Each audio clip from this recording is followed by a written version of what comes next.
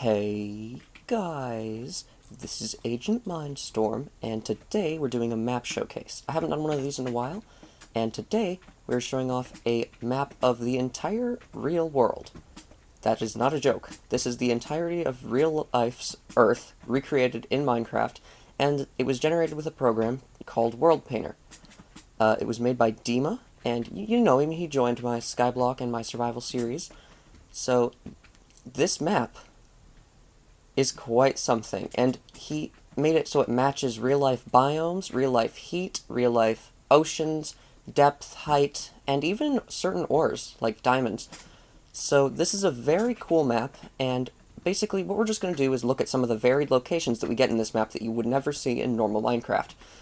For example, we're starting here in Madagascar.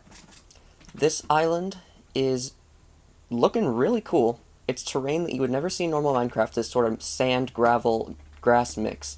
And something else interesting about WorldPainter is that it lets any structure generate anywhere, which is why we've got something like these ruins up here.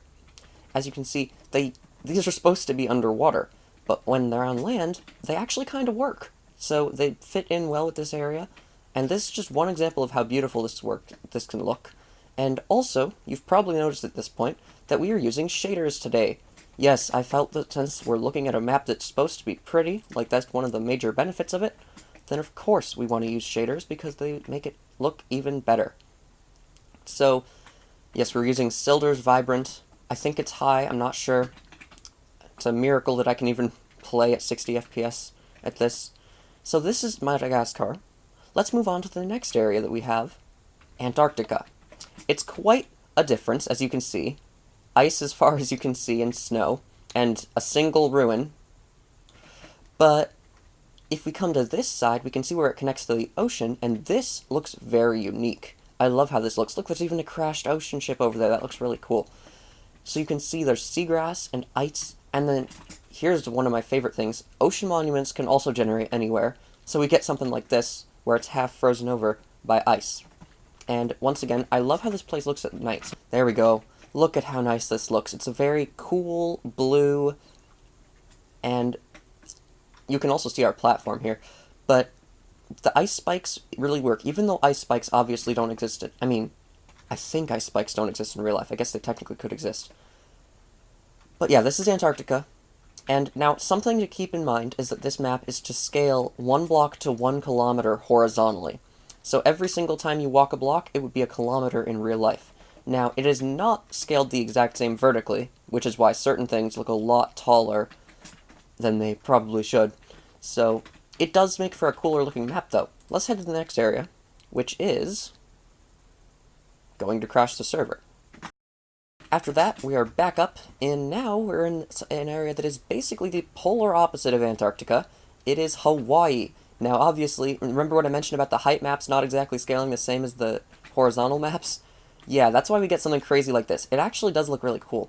So we've got Hawaii over here. This is like a really tropical ocean. I love how they look because the terrain goes up and down more. It's a more varied level. In the normal Minecraft, it's basically just there's the shallow ocean and then deep ocean, and that's all. But in this, it can go all the way up and down, and there's kelp and seagrass on all of it, and it looks really nice. But here we are in Hawaii, which is also an island, and this is just, once again, the kind of terrain you would never ever see in normal Minecraft. This crazy super sheer cliffs with sand at the top, and I imagine this would actually be a really cool place to build a base. It's kinda secluded, so you can do whatever you want here. You can build it right between these two peaks, and you can even have, look, it's a snowy sandy peak. That's something you won't see in normal Minecraft ever, because they try to generate sand and snow separately. Also, look how cool the shaders look on the shadows here, just gotta point that out. Let's head to the next area now, which is, I don't actually have them memorized, it is the Nile. So this is actually the part right where it connects to the Mediterranean Sea on a map. So right up here is the Mediterranean. And now this Nile, you can see, it's still pretty big on this map considering that each block is a kilometer. So you can see it doesn't look that big here. It really doesn't. But when you think about the scale of it compared to real life, that's when it gets interesting. And now, oh, we got a crashed ship here, just floating in the desert. That's interesting. It's actually floating. Never seen that before. But once again, this hillier generation is not something in normal Minecraft, but you get it here, and it really does match real life, because all the rivers also match real life. I don't know if I mentioned that before. All these rivers really do match real life. And here we have another ocean monument that when we found it, it was completely sitting under a giant thing of floating sand, so of course we had to break it. And you can see all the sand down there. Yeah, so the Nile, it really does go on for super long. Let me just show you in Spectator here. Let's fly real fast. It just continues down through Africa super far. Now, let's not follow it that far, because I don't want to lose our place. But, yeah.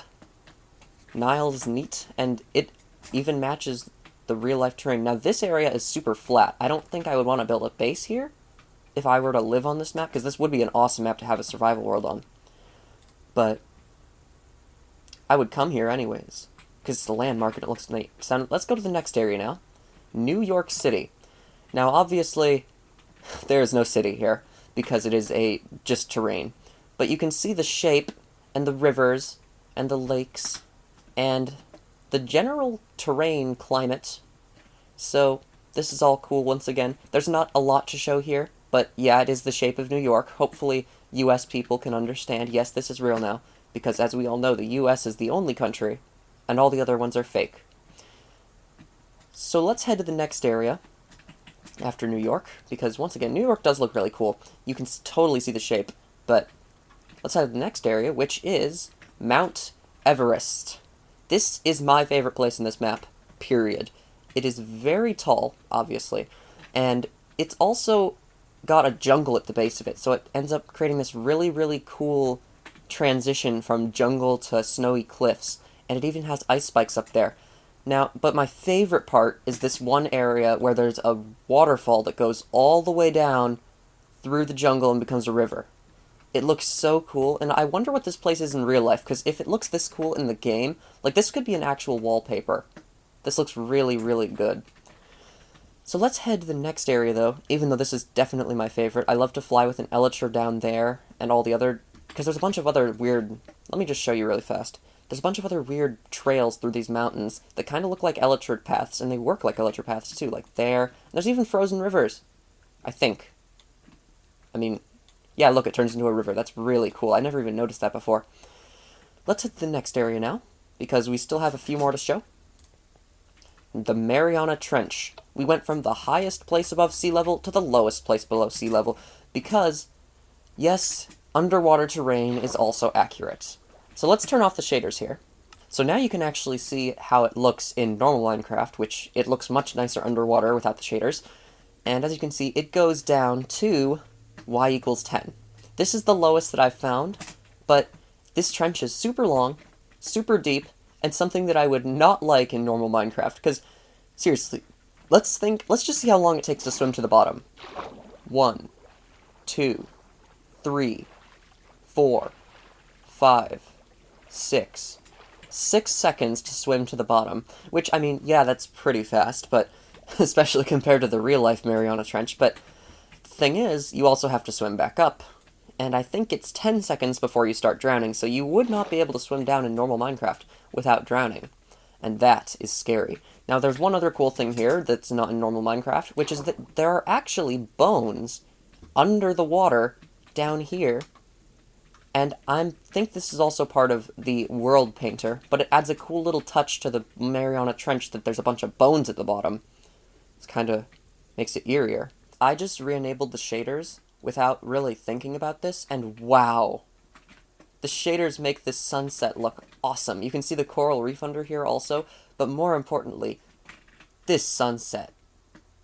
This is just incredible. Oh! Here we have Dima! Hello, Dima! Yes, this is the map creator. You know him. Hello. He's just here for now. Let's head to the next area.